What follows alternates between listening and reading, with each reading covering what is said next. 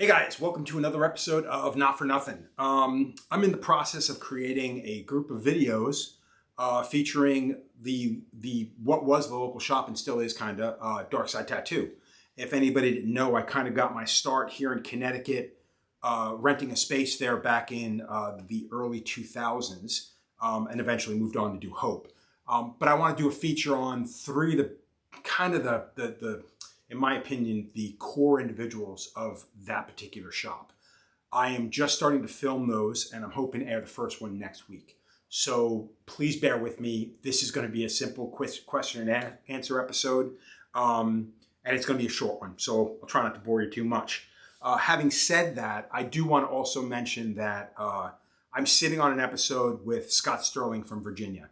And the unfortunate part is I'm trying to edit this together so it makes Scott look like he's in a better light. And I know that sounds really weird, and I don't mean to sound insulting, but the way I filmed it and the questions asked and Scott's state of mind at the day I don't think it's the kind of light that he wants to see himself in. So I'm working on something, getting more photographs and putting something together that I think everybody's going to be more happy with, me especially, and I'd like to think Scott as well. So I beg his forgiveness for having sat on it for so long, but I'm hoping to have that to air in the next couple of weeks.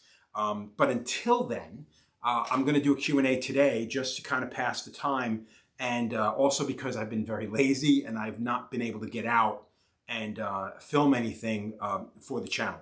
And I have not had a lot of different artists and whatnot coming through the shop lately. So it's been kind of quiet, which is kind of shitty living in Connecticut, apparently. If I was in New York, I'd probably have more people coming and going. I don't. If anybody's out there that is interested in doing the show, reach out to me, man. And if you're willing to come to Connecticut, I'd love to sit with you. But in the meantime, to fill a little bit of the spot this week, we're going to do a Q&A. So this is from a young woman named Paige, who's here in Connecticut. She said, "Hey, Joe, questions for the podcast, if you're still taking some. What's your view on the decline of tattoo conventions? I've noticed just from my coworkers and others, other local tattooers, talking that they used to love going to the good old days, but now mostly avoid them. Lots of it's mostly dead. There's no camaraderie anymore, etc. Curious on your thoughts." This is something that I have argued and struggled with myself, recently, in the last probably 5 years, since before COVID. I started stepping back from a lot of shows. Early on in my career, probably starting as early as 94, 95, I started doing conventions. If anybody knows conventions from back in the day, once you're hooked, you're fucking hooked. It's hard to not want to go to every single one, especially in the early 90s, mid to early 90s, because conventions back in the day were just so, interesting, unique. And there wasn't a convention every fucking month. There wasn't one in every single city. There wasn't multiple ones in cities every single fucking month. So it was one of those situations where it was you really looked forward to getting away and doing something with your peers, amongst your peers, seeing new clients, seeing the clients you only ever got to see in that particular city, tattooing brand new people every single time you went away. It was such a great experience. Now, I'd say over the last 15 years, it's changed dramatically. Conventions now have become real cliquey, even more cliquey than they were back in the day. And I don't know, man, it's like she said, they've changed a lot. And for me personally, they changed enough that I don't necessarily want to be part of every single one. There's a handful that I still want to go to, that I still try to go to whenever I can. Hell City, which I had backed off from for quite a few years. I was at this past May with Jimmy Litwalk. We had an absolute blast. Will I say it was like the days of yore? No, it wasn't. It's a completely different show now. Well, not a completely different show. It's a little different than it used to be. And it's not for me anymore. I think it's definitely become a little bit more of a younger man's game. But by the same token, I'm not ready to be considered totally old man, and I want to continue to do shows. So while I think that, conventions are not what they were, especially to people that have been doing this for over 20 years, it is a different landscape. And it's kind of a bummer. But the fact of the matter is shit changes. Tattooers are different than they were, 20, 30 years ago, especially if they've only been doing this for 2, 3 years and they don't know any different.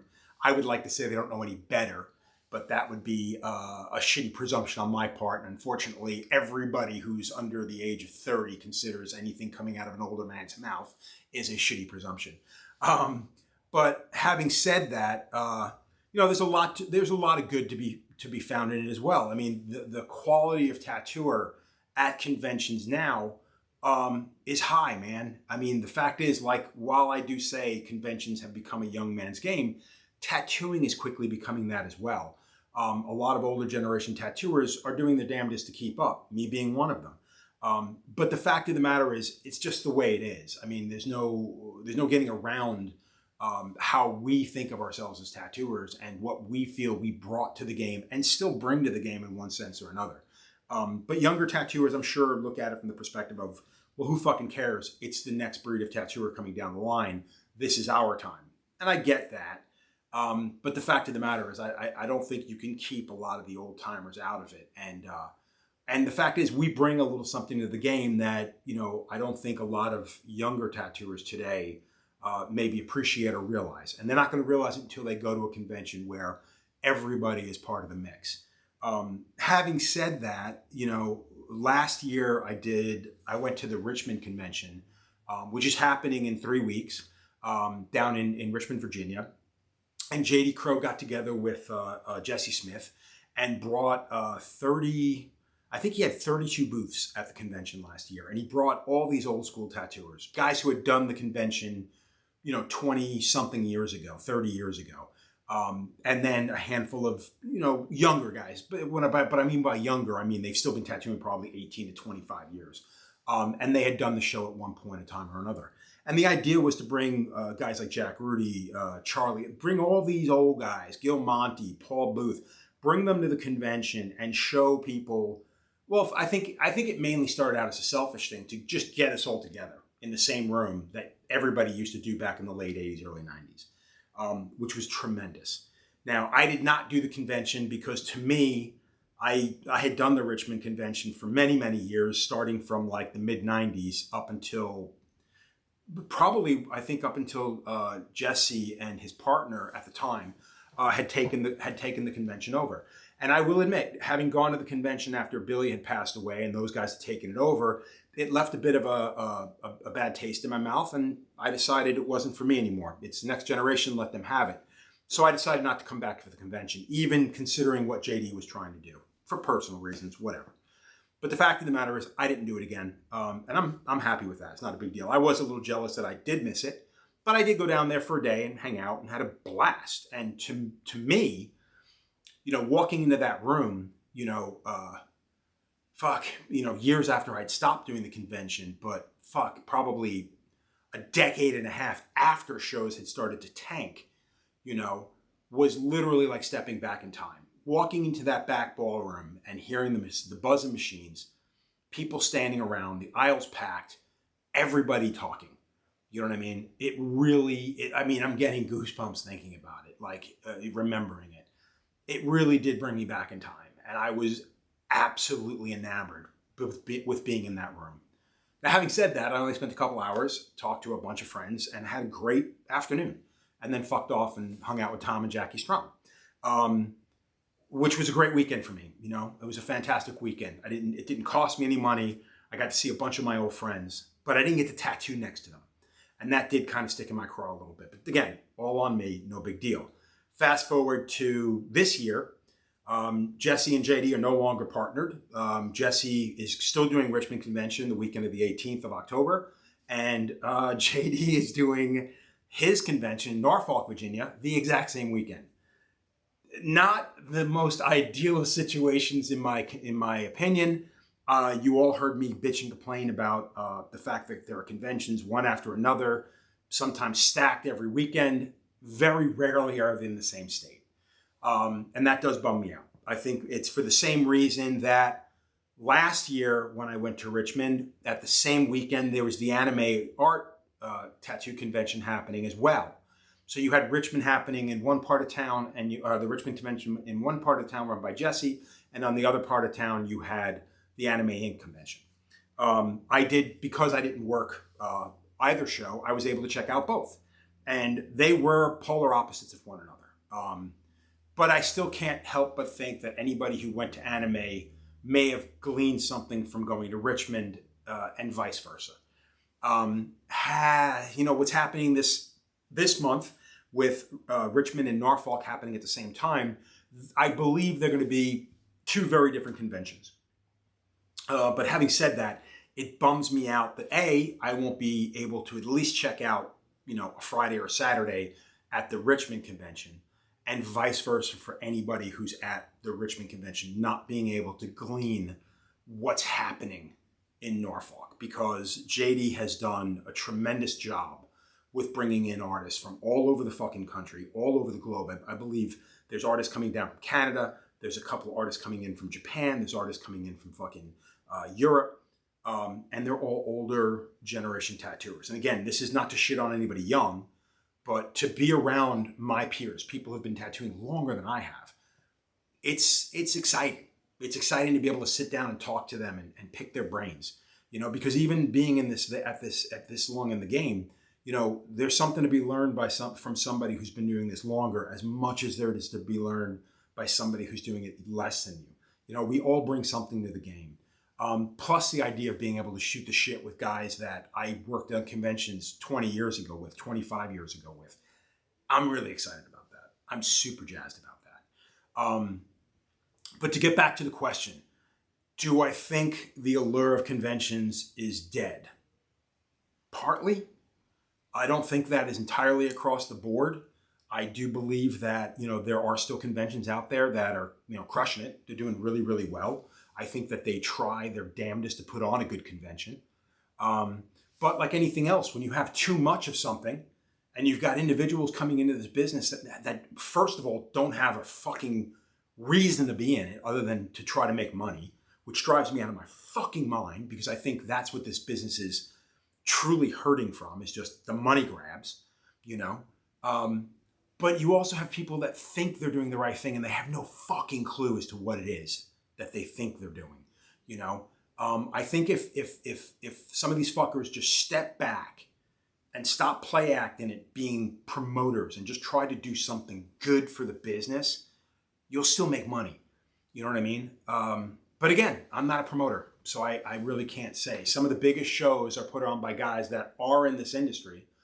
I think they're heartless, soulless piles of shit that people come from all over the globe to go to.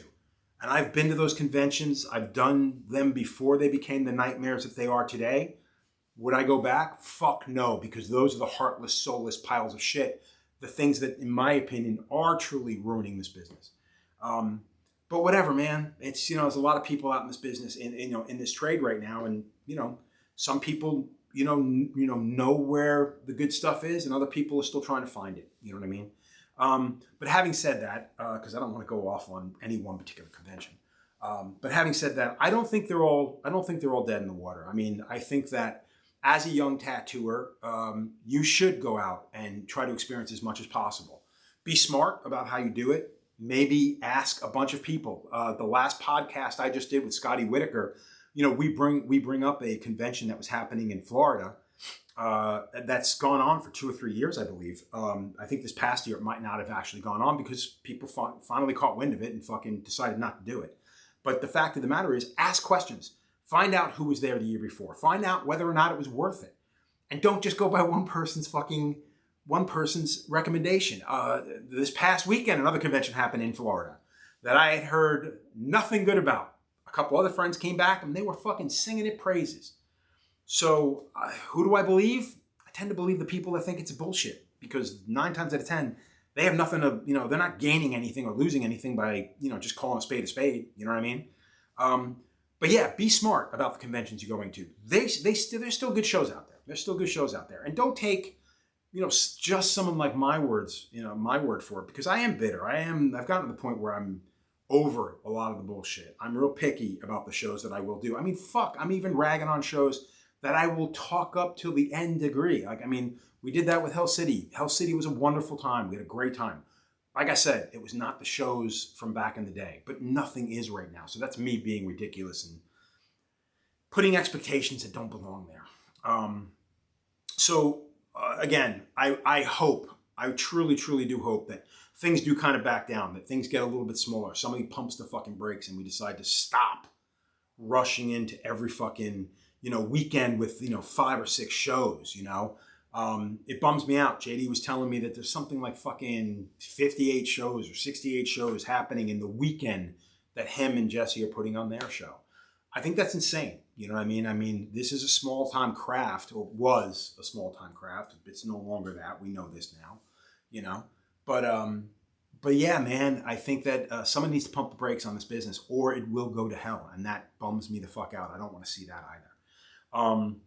But having said that, I don't think the allure is dead all across the board. I think that there are still nuggets and there are still, little blinks of light out there that are worth checking out. But that's one of those things you need to do for yourself. And you need to ask. You need to talk to your peers. You need to talk to other people in this business and find out where they're at, what they're thinking is worth checking out. And having said that, go out and do it, man. I would recommend that, anybody who's got an interest in the old school, come out to Richmond, come out to the Norfolk convention next month, the end of this month, come out to the Norfolk convention, the end of the month. It's the weekend of the 18th. I'll have all the information down here. And see what it used to be like, man. Sit down with guys like Charlie Cartwright. Sit down with guys like Jack Rudy, Paul Booth, myself, fucking Gil Monty. There's just a huge list of names. I don't want to name any of the Europeans because I don't want to make any trouble for when these fuckers come in overseas. But yeah, man, there's going to be I think it's going to be a great old-timey event. And I think it's going to be more than worth checking out. And on the flip side of things, man, Richmond's going on. Richmond's been happening for over 20 years, man. Used to be an amazing show. And I'm not putting down the show now. It's just not the show that I used to go to. And I just don't dig on it the same way. But, Jesse's done a good job of putting together a bunch of younger tattooers. A lot of fucking TV. I don't want to use the word personalities because that's fucking dumb. But yeah, he's got a lot of people that have been on television. And I'm sure that's going to drag a lot of people out to that show because of that. Again, not my kind of scene, man. I know I've done TV and stuff, but still not my kind of scene. I'd rather hang out with my peers. But having said that, it's not all dead. It's worth checking out. Just be smart about where you go. And definitely be smart about which ones you work. Having said that, like I said, I will get back to interviews as of next week. I'm really excited about what I've got lined up for the coming months. When I do go to Norfolk, I'm hoping to talk to a handful of older fellows there. Really excited about that. Like I said, when I went to Richmond, I managed to score 5 or 6 different, when I went to North Carolina and Virginia, I managed to score a bunch of different interviews. I'm hoping to do the same thing when I go back to Virginia. Yeah, that's it. I got nothing else. I hope you guys have a great week and see you when I see you.